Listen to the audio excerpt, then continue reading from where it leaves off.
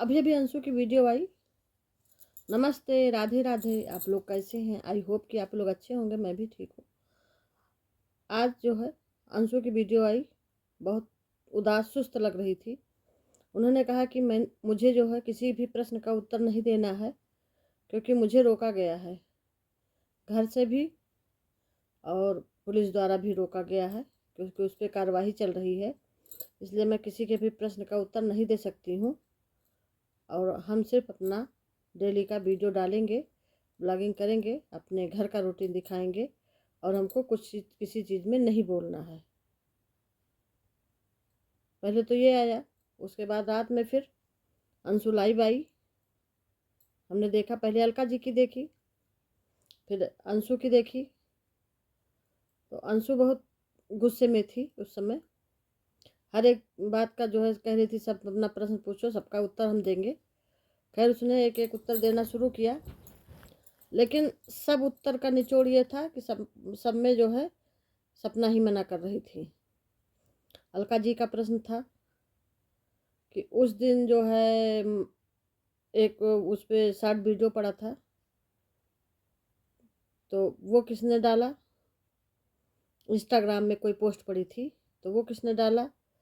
तो अंशु ने कह दिया। पहले तो कहा कि मैं नहीं डालती थी, भाभी के पास फ़ोन था। फिर दोबारा ये हुआ, जो है लॉकर में बंद था 2 दिन फ़ोन। फिर पता लगा कि वो आईडी अंशु के फ़ोन में था और भाभी ने डिलीट करवाया। अब क्या सत्य है, क्या असत्य है, ये तो अंशु बता सकती है या सपना बता सकती है, दूसरा कोई नहीं बता सकता। क्योंकि एक बात के 3 बात निकले। एफ आई आर वाले बात में भी यही कि भाभी, उनके भाई, उनके घर वालों ने मना कर दिया था, इसलिए एफआईआर नहीं हुआ। अरे भाई, एफआईआर कराना है, मायके वाले कौन होते हैं? मेरा भाई ख़त्म हुआ था, एक्सीडेंट हुआ था उसका, ये हुआ जो है एफआईआर। तो एफआईआर ने उसको सांड ने मारा था। उसका किसी चीज़ से एक्सीडेंट नहीं हुआ था, सांड से एक्सीडेंट हुआ था।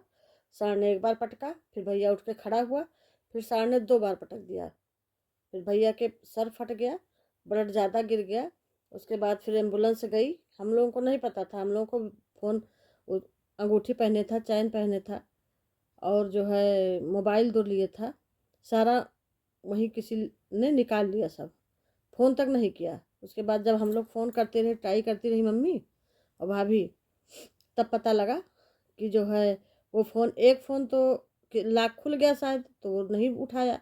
दूसरे वाले फ़ोन पे जब मिलाया गया तो उसका लॉक नहीं खुल रहा था, तो इसलिए उसने फ़ोन मिलाया। यहाँ से इधर से फ़ोन जब गया तो उसने उठा लिया और पूछा, इसका लॉक पैटर्न बता दीजिए। तो मम्मी ने कहा, कहाँ का ये फ़ोन तुम्हारे पास कैसे? तब हमने कहा, जिसका फ़ोन है उसका एक्सीडेंट हो गया है, इसका पैटर्न बताइए तब हम आपको पूरी बात बताते हैं। मम्मी ने कहा, नहीं फ़ोन काटो मत, हम आ रहे हैं, रास्ते में हैं। उसके बाद गए तो वहाँ पे क्योंकि किसी ने मारा नहीं था, सांड ने मारा था। फिर हम लोग लेके आए। फिर जो है पीएम हम लोगों ने भी नहीं करा था, क्योंकि उनका किसी दुश्मनी या किसी वैसे ने गाड़ी वाड़ी से एक्सीडेंट नहीं हुआ था। उनको सांड ने मारा था, सांड ने उठा के पटक दिया था। और फिर हम लोगों ने पीएम नहीं करवाया, तो उनके ऊपर ऐसे कुछ नहीं था।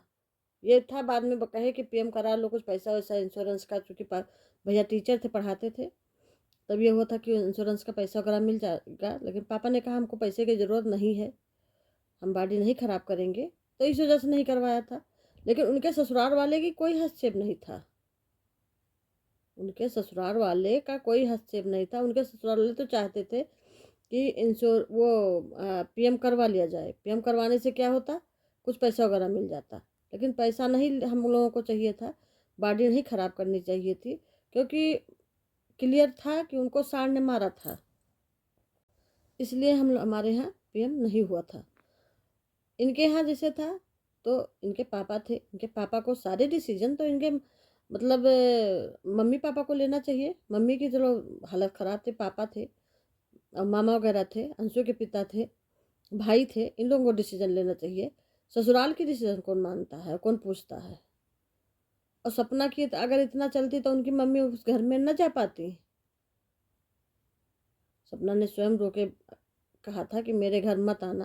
अपने भाई से कहा था, मम्मी से कहा था।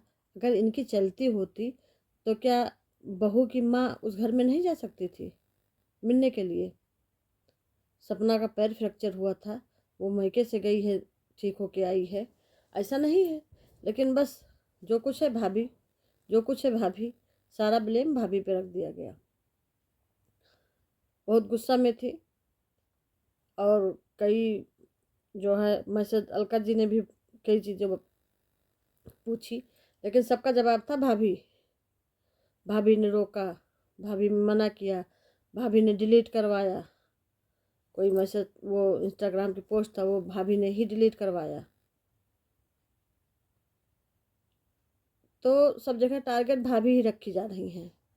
और सपना ये भी बताएगी मोबाइल कहाँ था, कहाँ नहीं था, किसके हाथ में था। सपना ने शायद अलका जी से बताया है, लेकिन वो भी बता रही कि वो झूठ बोल रही हैं। कितना झूठ बोलोगी, ये भी बता रही हैं झूठ बोलने के लिए।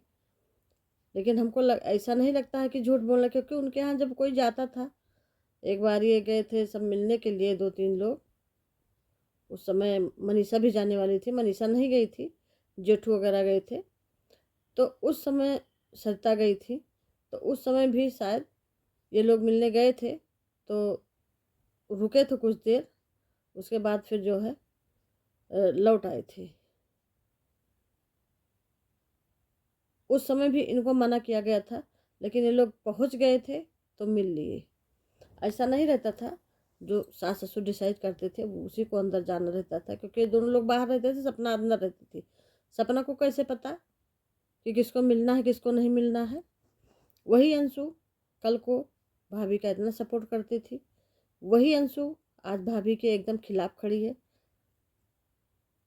एकदम जो है कह रही है कि मतलब हम हर प्रश्न का जवाब देंगे और हम डरते नहीं हैं। क्या इसमें सच्चाई है?